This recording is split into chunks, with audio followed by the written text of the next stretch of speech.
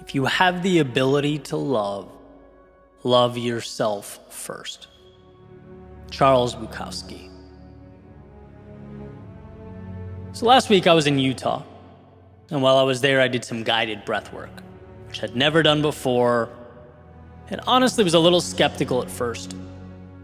But I try and keep an open mind and gave it a shot. I'm happy I did. It ended up potentially being one of the most important things I've ever done. And I want to share why. Because this breakthrough or aha moment, if you will, was exactly what I needed when I needed to hear it. So this episode's going to be a little different than usual, but I feel compelled to pass it along. So to set the scene, I arrived with a friend of mine to the instructor Jen's location. She gave us an overview, kind of explaining what the next hour is going to look like, and handed me a notebook to write down my goal for the session. And the notebook becomes pretty important as the story goes on. But I opened it and I wrote what I'd like to use this session to reflect on. It happened to be the walls that I have a tendency to build around myself, right? That day, that felt like the most pertinent obstacle in my life. I saw it as an opportunity to push back against that reality that human beings love to create normal and then latch onto it. And that's not ideal, because when we do that, we stop looking for places to grow, we stop pushing, we stop seeking to live life to the fullest. In other words, we settle. And so I wrote that down. I closed the notebook, laid back on this incredible fuzzy blanket, and the music got turned on. We began the breathing pattern. In, out. In, out. Jen started guiding us, verbally taking us back to a conversation with our younger selves. The journey had begun. And this is the part where things get really interesting, because my thoughts really did feel like some strange mix of dreaming and hallucinating, just from breath work. But at some point, she referenced the need to let go and said the words, we weren't meant to suffer or hold on to suffering. And that really cut deep, because I know there are so many places where I've rationalized continuous suffering in my life. I'd speculate that in some way, we all do. When the hard thing or the uncomfortable thing, when they stop being stepping stones and instead just become the way things are, becomes a concession. Hey, this doesn't feel good, but it's my life. This person holds me down, but it's how things are. I don't like doing this every day. It eats at me, but hey, life, am I right?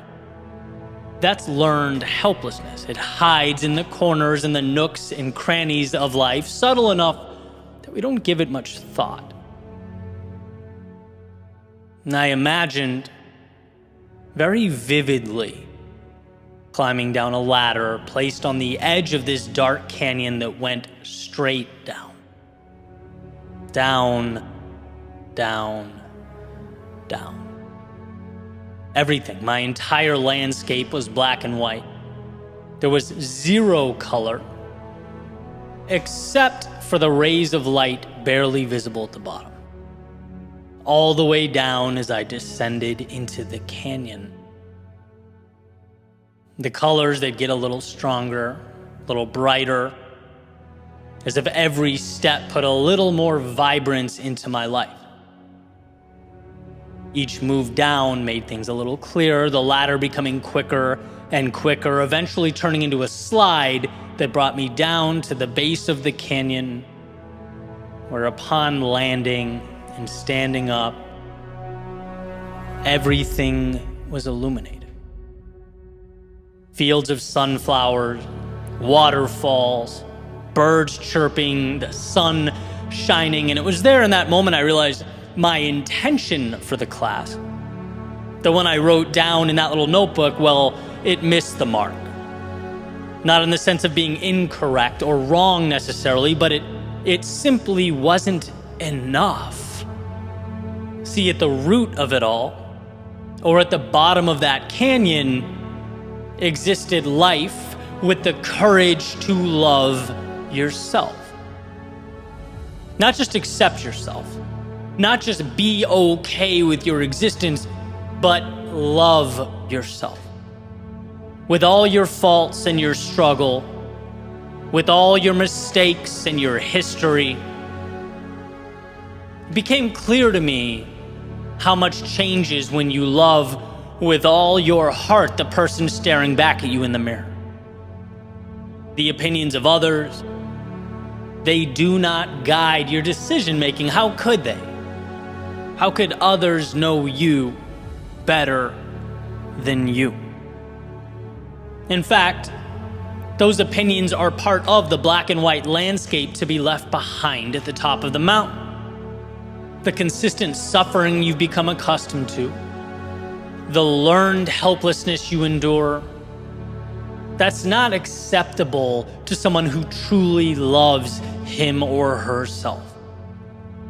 Loving yourself means pushing away that which is not you. It's finding that ladder down to the beautiful world of authenticity and truth, the magic of being aligned with what really matters. And what's funny is, I can talk about breaking down barriers. They should be broken down.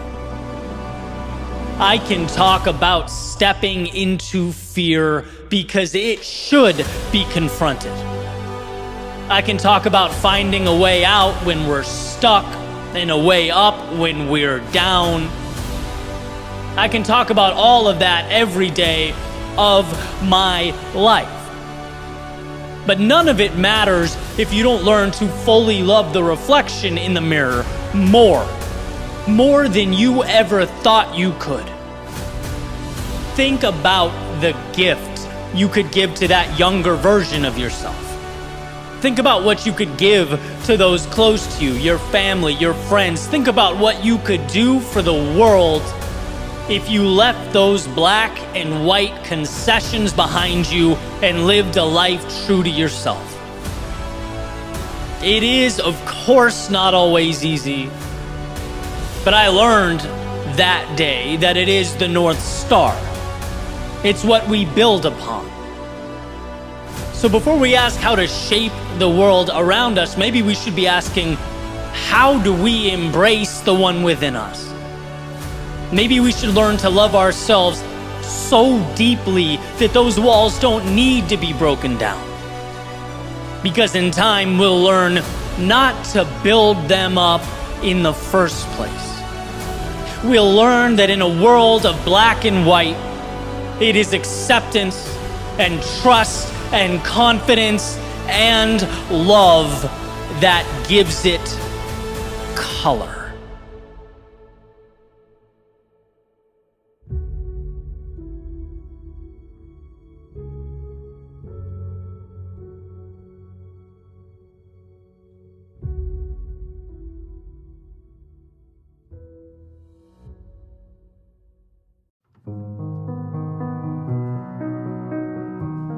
There's a quote attributed to H. Jackson Brown Jr. He says, "Nothing is more expensive than a missed opportunity."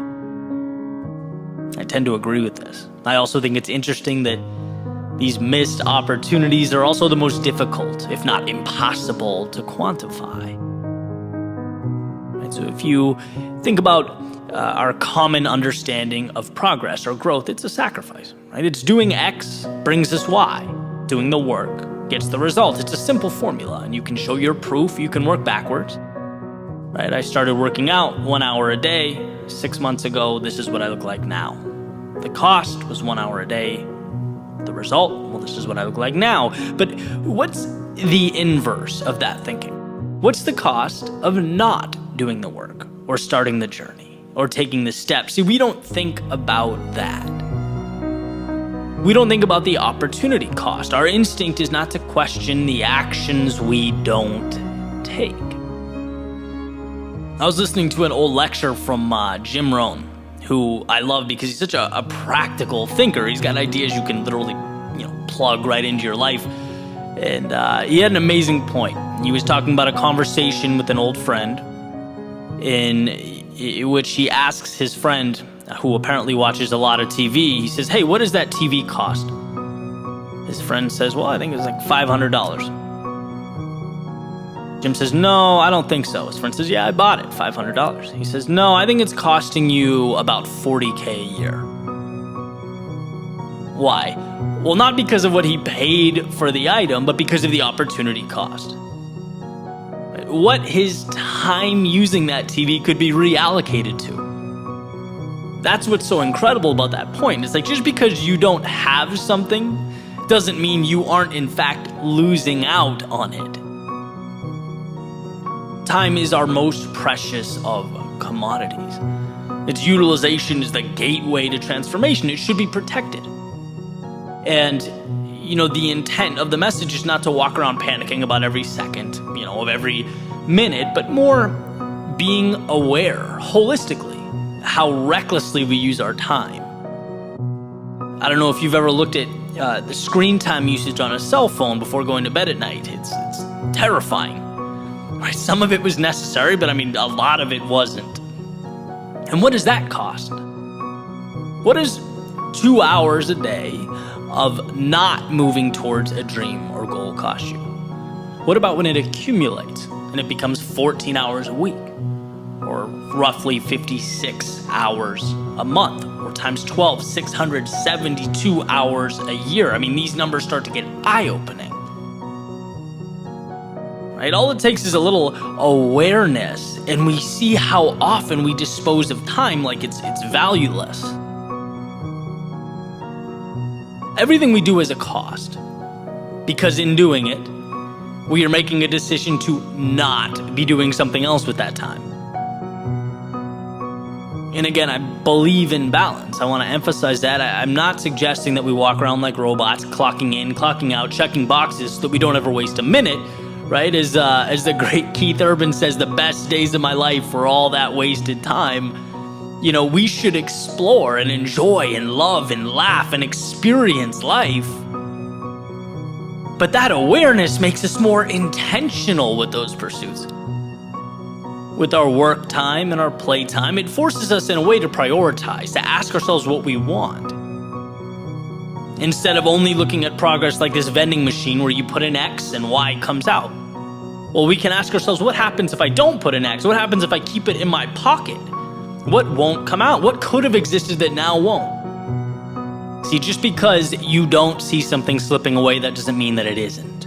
And the immediate, the world in front of you, unfortunately, won't remind you of that. That's a bell you have to ring yourself. You have to peel back the what am I doing and unveil the what could I be doing? What could I be creating? What could reality look like? And maybe you think about it and you find that you're right where you want to be. And that's great. Maybe you realize you've accepted a tolerable existence at the expense of an ideal existence. In which case, I also have great news. You can change that, and you can change it now. We have to understand that you don't only have what's in front of you, you also possess a reality unseen and undiscovered. So don't let the former cover up or diminish the latter. Don't lose the possibility of tomorrow with the distractions of today. Don't forget the cost of inaction with regard to those things that truly matter.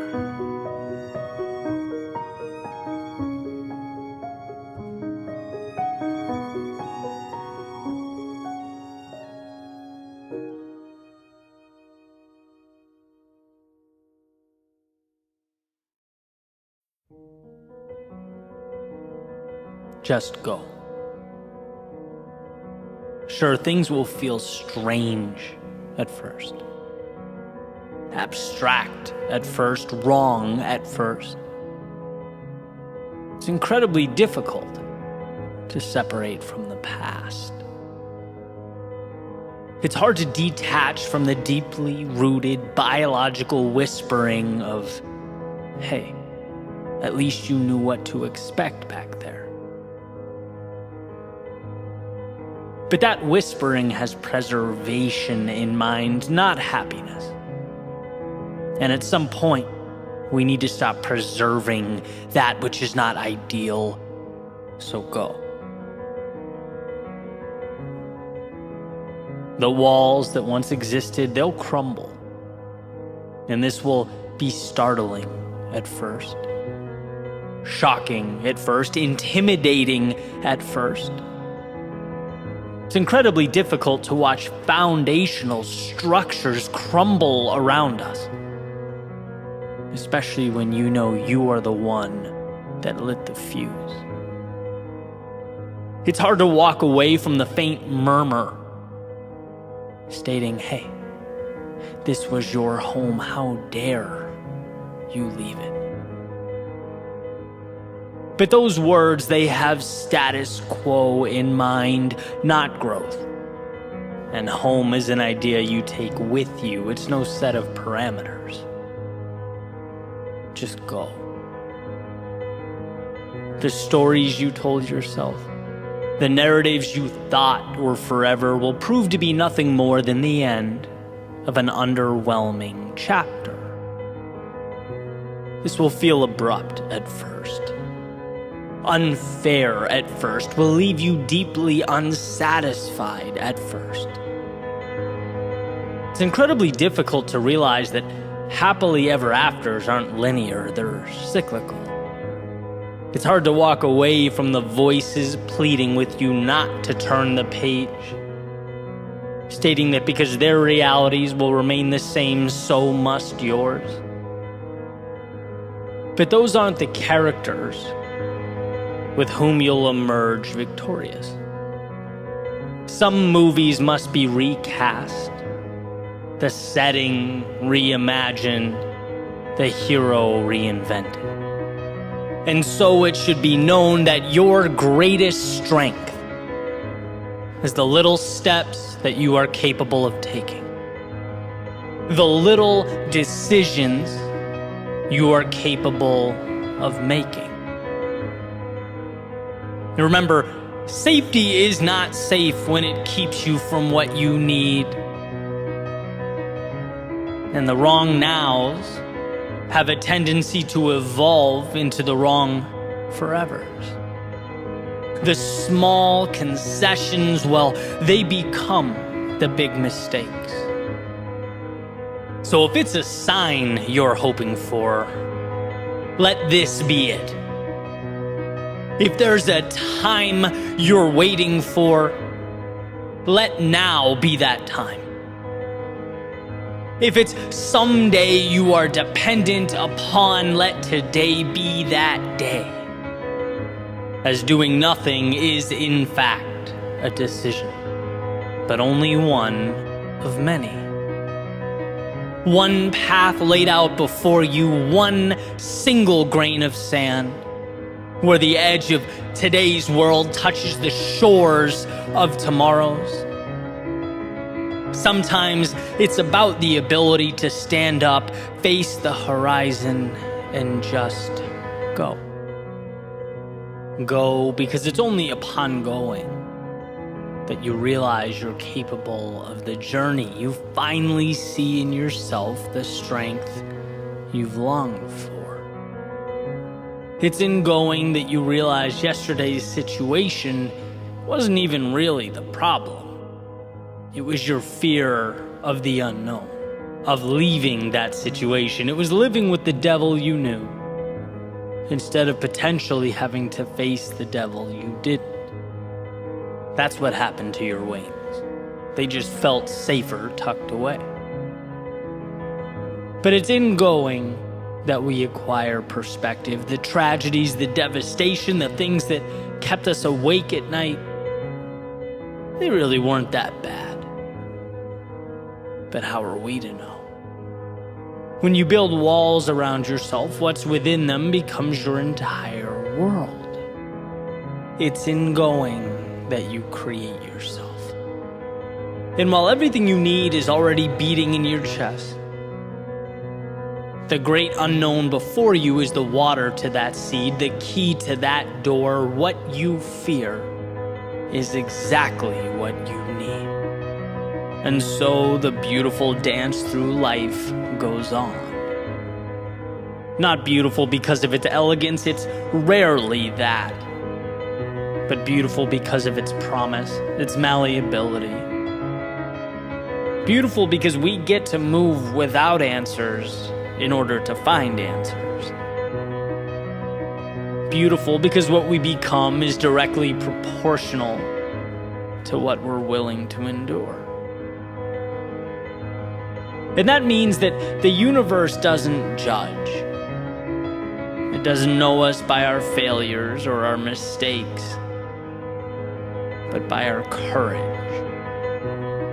Our courage to face all of these things and move forward anyway. To relentlessly explore the resilience of the human spirit.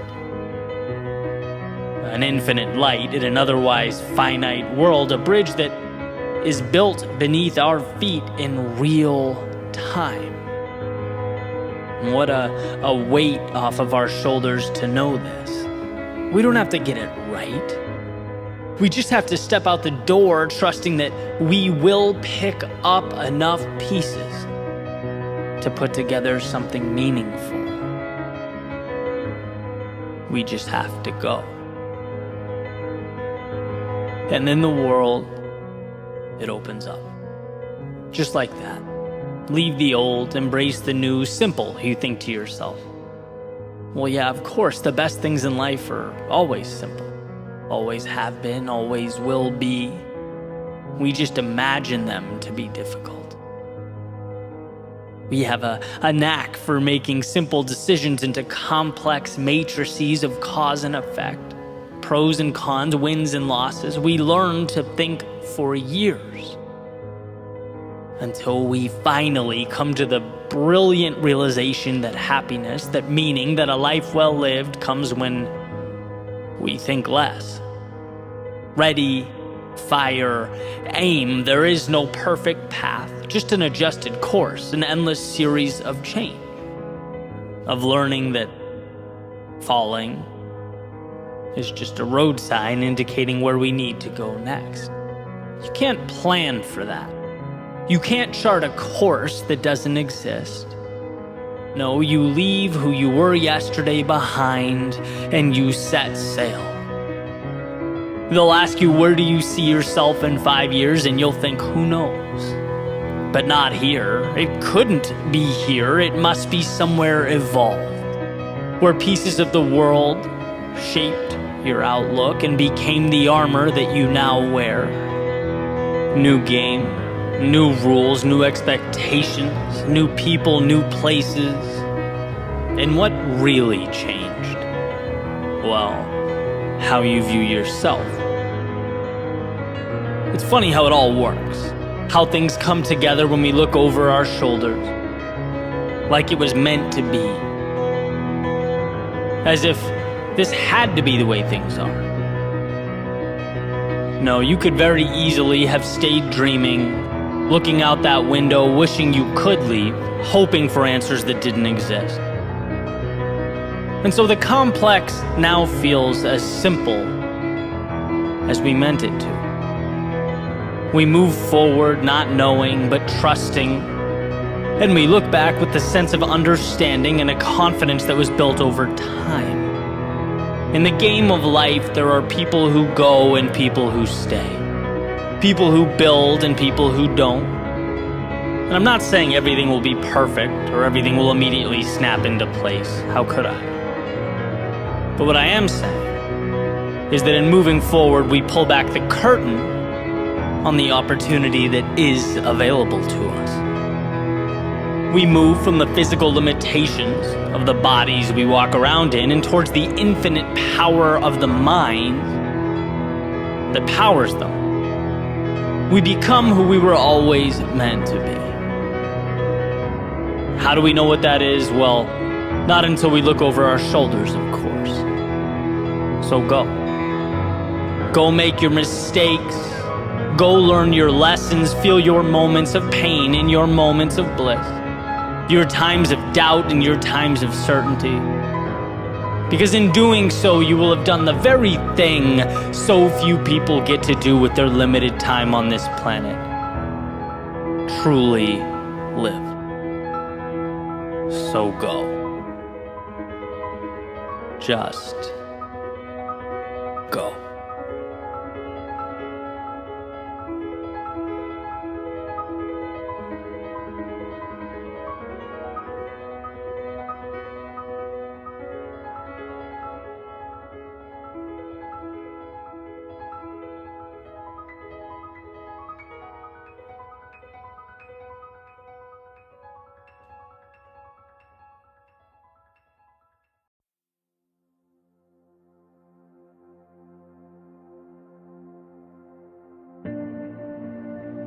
Someday, the things that you currently don't understand will make sense. Someday, the big things you're dealing with won't seem so big anymore.